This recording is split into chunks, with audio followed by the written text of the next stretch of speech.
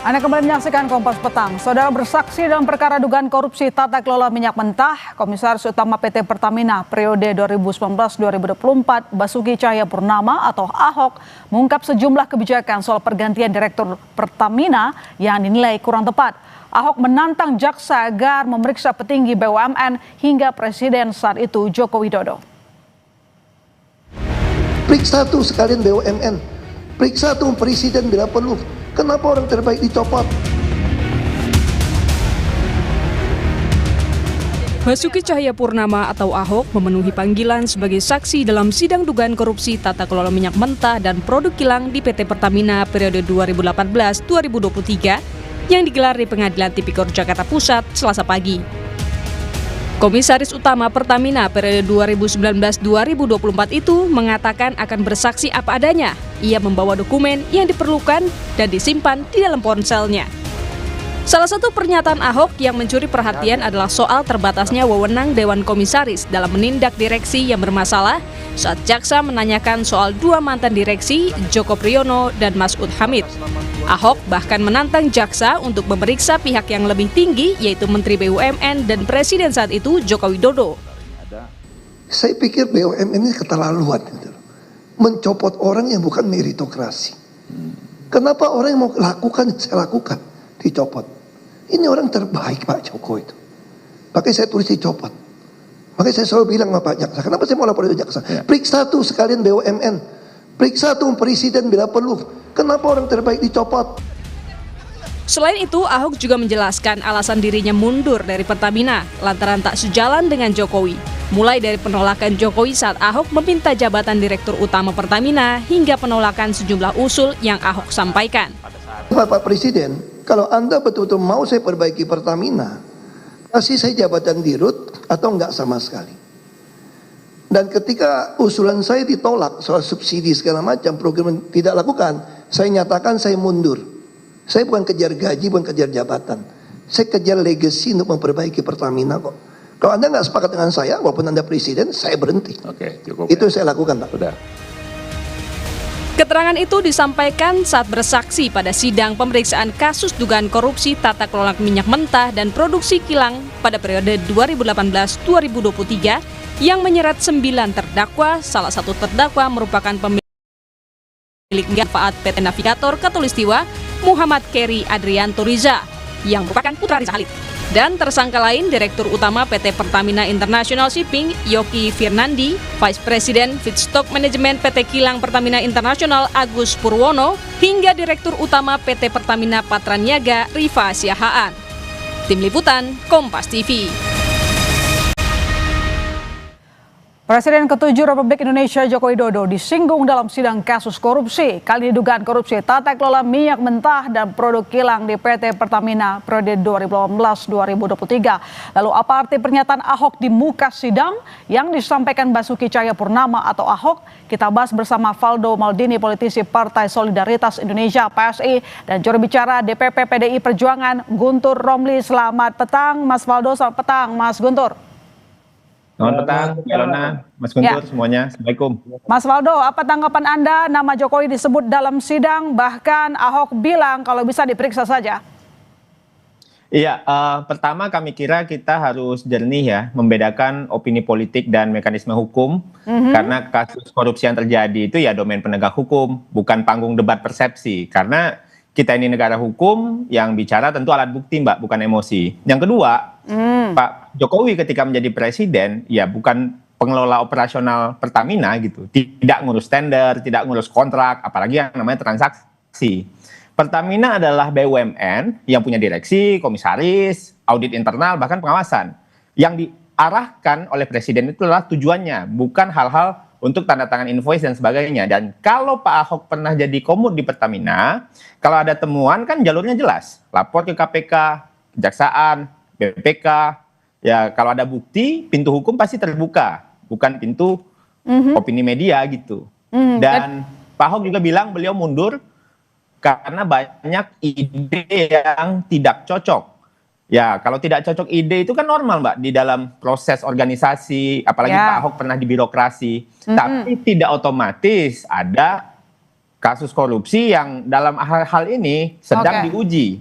Sehingga perbedaan gagasan bukan berarti adanya kejahatan. Jadi kami kira di dalam hukum yang menuduh wajib membuktikan. Jangan dibalikkan beban pembuktiannya. Bukan Pak Jokowi kami kira yang harus membuktikan tidak bersalah. Tapi penuduh yang membukti. Kira-kira gitu. Oke, baik. Mas Guntur, jadi menurut Mas Guntur sendiri ada motif apa seorang Ahok menyebut nama Jokowi? Tadi kan disampaikan oleh Mas Faldo, ya kalau ranah hukum jangan pakai ranah emosi dong. Ya, Pak Ahok itu kan bersaksi di pengadilan. Ini bagian dari proses hukum. Dan beliau juga menyampaikan apa yang beliau ketahui, apa yang beliau lihat, apa yang beliau rasakan. Itu kan tugas seorang saksi. Sebagai warga negara yang baik, Pak Ahok kan datang ke pengadilan dan sebelumnya juga diperiksa oleh kejaksaan, sebelumnya lagi juga ikut melapor dan sebagainya. Tapi pada intinya, seorang saksi di pengadilan kesaksiannya dilindungi oleh undang-undang, dan kan Pak Ahok juga menyampaikan jika perlu. Jadi kan beliau menyampaikan bahwa ada persoalan komisaris utama memiliki batasan untuk memberikan evaluasi dan menindak direksi-direksi yang dianggap tidak bertentangan atau tidak bagus lah ya.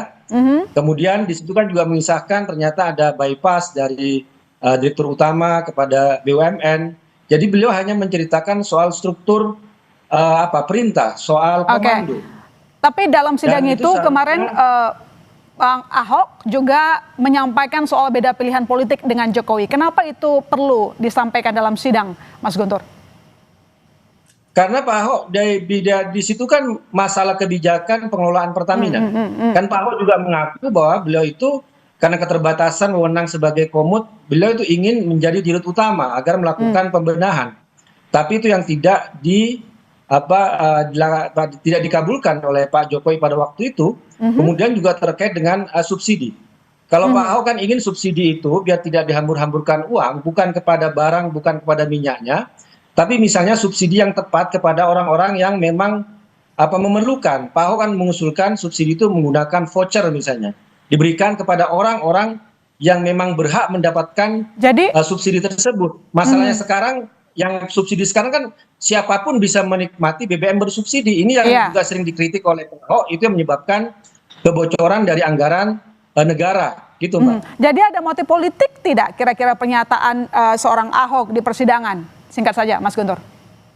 Kalau saya melihat tidak ada motif politik, Mbak. Dia kan ingin lebih mengklirkan proses hukum ini, dan juga beliau menyampaikan apa yang beliau ketahui. Kalau memang di sini ada intervensi dari komando dan sebagainya, kan menurut beliau kan tidak hanya komut yang harus diperiksa, tapi Menteri BUMN dan jika perlu pun juga seorang presiden juga bisa diperiksa. Dan itu dalam arti diperiksa kan belum tentu bersalah. Jadi Bung Faldo jangan terlalu ketakutan ya ketika ada usulan bahwa itu proses hukum yang biasa. Orang diperiksa oleh kejaksaan, oleh KPK, oleh polisi, itu hal yang wajar ketika bersinggungan dengan suatu kasus, bukan berarti artinya orang itu bersalah. Apalagi Pak Ahok kan sudah mengatakan jika perlu. Begitu. Baik, Mas Faldo, tidak ada motif politik katanya. Jadi kalau memang tidak ada motif politik, ketika nanti misalnya Pak Jokowi dipanggil, akankah siap untuk memberikan keterangan? Iya, yang namanya proses hukum ya kita sama-sama hormati. Siapapun pasti hormat untuk itu. Apalagi untuk orang yang pernah menjadi presiden seperti Pak Jokowi. Namun kita bicara pernyataan yang terdengar cukup personal ya, karena membawa cerita relasi ide dengan presiden gitu. Bagi kita, menurut kami, hukum ya tidak boleh dibawa ke ranah itu, psikologis, relasi kekuasaan gitu. Karena kan yang sedang dibangun dalam kasus ini untuk di pengadilan Pak Ahok dipanggil itu kan sebenarnya kan fakta-fakta yang sedang digali gitu loh. Nah, bisa kami sampaikan di era Pak Jokowi kala itu memang terjadi banyak penguatan audit, transparansi, bahkan digitalisasi BUMN itu diperluas, termasuk aplikasi My Pertamina yang juga didiskusikan dalam sidang itu. Jadi menurut Anda keterangan Pak Ahok di persidangan itu kemarin memang lebih ke ranah politis, bukan fakta hukum, atau mungkin menurut Anda justru menyerang seorang Jokowi? Iya, kami kira yang paling penting hari ini kita harus bisa sama-sama tahu bahwa kasus yang terbongkar hari ini kami kira justru bukti dari sistem yang bekerja, bukan bukti presiden yang menutup mata. Sebaliknya nih, dan memang selama Pak Jokowi menjabat itu memang tidak pernah kan menghalangi KPK, Kejaksaan, Polri untuk melakukan klarifikasi penegakan hukum. Karena kan kita negara punya mekanisme resmi sebenarnya, dan presiden itu juga tidak kebal hukum memang, tapi tidak juga bisa dihukum tanpa bukti, gitu loh. Nah, sehingga kalau semua penudingan ini bisa disampaikan oleh siapapun tanpa data, ya mungkin ya aspirasi dari sudut pandangnya Mas Guntur kayak tadi. Tapi kan kita akan membuat negara kita menjadi arena prasangka gitu loh. Nah, kita sama-sama perlu nih menjaga agar penegakan hukum, pemberantasan korupsi itu tetap beradab dan profesional. Melawan korupsi baik. Tidak boleh dengan cara mengorbankan keadilan juga. Terlepas dari itu, kita tunggu aja. Oke, Mas Guntur, kalau kata Mas Faldo ini, kalau kita ringkas ini lebih maksudnya politis, bukan soal fakta hukum. Dalam beberapa kasus korupsi, baik di kejaksaan, itu kan memang selalu disebut nama Jokowi sebagai presiden. Kalau kita bicara soal fakta, ini kan fakta komando. Misalnya dalam kasus misalnya Nadiem Makarim, ya, sebelumnya juga kasus apa itu? Beberapa kasus memang menyebut ini bicara soal fakta hierarki komando. Bicara soal BUMN, maka di atasnya adalah Kementerian BUMN.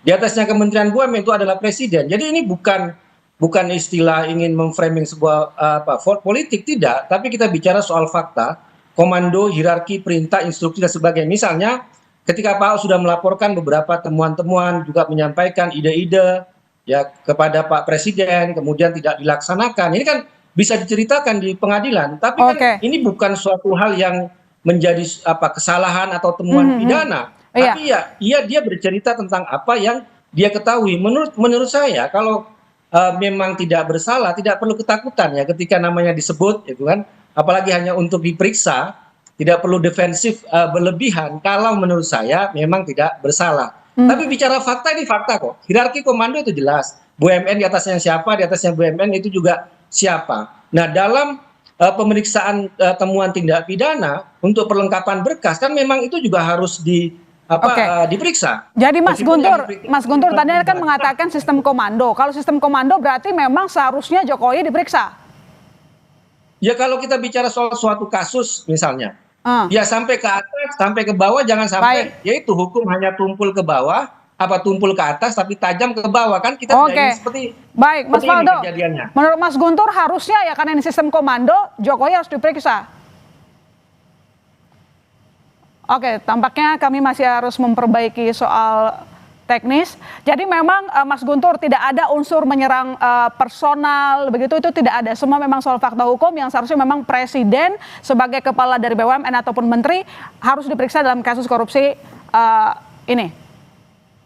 Dalam kasus Mbak, ini yang melibatkan BUMN atau apapun namanya, jadi kejaksaan atau KPK, memang nama Pak Jokowi yang sering disebut. Disebut ketika itu untuk melengkapi suatu gambaran, suatu kasus atau suatu cerita. Misalnya saya contohkan dari kasus Nadiem, kasus SDP, kasusnya Joni Plate dan lain sebagainya kan selalu disebut. Tapi apakah ketika disebut nama itu sebuah kesalahan atau ada dugaan tindak pidana? Ya enggak juga gitu loh. Kan ini untuk melengkapi namanya cerita ya, kita atau bangunan. Baik, saya ke Mas Faldo, gitu. Mas Guntur.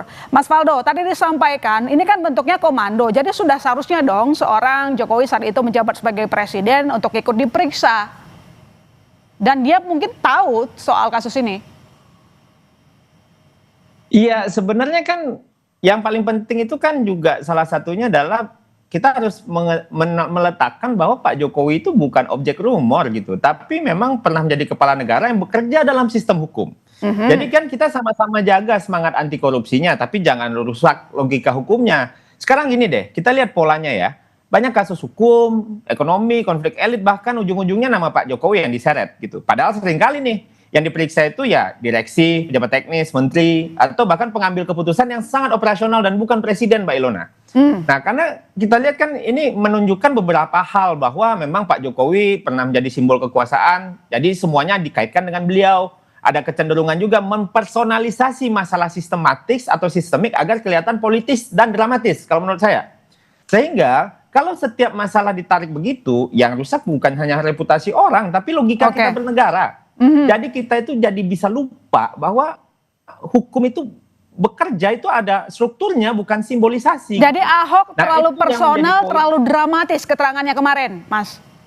Karena menurut saya belakangan ini terjadi ada pola-pola begitu. Tapi terlepas dari itu, kita sama sesama masyarakat, kita waras saja melihat persoalan ini. Memang kalau seandainya proses penegakan hukum ya kita kawal, ya kan. Tapi kalau seandainya ada yang ngomongnya agak kesana kemari, ya kita anyepin aja, ya udahlah, yang penting kita jelaskan gitu loh Mbak, bahwa sistem hukum itu bekerja di Indonesia, apalagi di era pemerintahan Pak Prabowo dan Pak Gibran seperti sekarang. Oke, Kuat jadi sekali. jadi Mas Guntur, kalau Anda sendiri yakin, optimis bahwa nanti Jokowi bisa diperiksa sesuai dengan keterangan dari seorang Ahok? Ya kalau saya sih nggak optimis Mbak, karena apapun kasus korupsi misalnya yang di situ disebut nama Jokowi ya selalu tidak ada tindak lanjut ya. Ataupun Jokowi dengan menantunya dengan Bobi kan berapa kali juga disebut misalnya di pengadilan. Tapi menurut saya begini, kalau ini menjadi alasan yang aneh atau personal, kalau nama Jokowi itu hanya disebut dalam suatu kasus. Tapi kalau dalam beberapa kasus ya, ini bukan mengatakan bahwa Jokowi pasti bersalah atau melakukan tindak pidana korupsi, enggak ya. Tapi ini kan cerita atau pengakuan atau kesaksian dari orang-orang katakanlah yang diperiksa dalam suatu kasus dan banyak kasus. Saya contohkan tadi beberapa kasus dan selalu disebut namanya Pak Jokowi ya. Masyarakat juga pasti juga akan sadar nih kenapa kok selama ini kok disebut nama Jokowi. Jadi ini bukan untuk memframing ya, atau hanya Ahok yang bicara terkait hal ini. Saya katakan Nadiem juga bicara, Joni Plate bicara, kasus SDP juga bicara, kasus yang ekspor ilegal apa itu, yang nikel juga disebut nama itu. Jadi menurut saya ini bukan lagi kasuistis ya, atau hanya melakukan personifikasi atau serangan pribadi kepada Pak Jokowi, karena kita melihat ini beberapa kasus. Kalau hanya Ahok yang bicara dalam nama Jokowi. Baik, kita tunggu saja nanti bagaimana perkembangan kasusnya ya, Mas Guntur, Mas Waldo. Terima kasih telah bergabung di Kompas Petang. Selamat sore.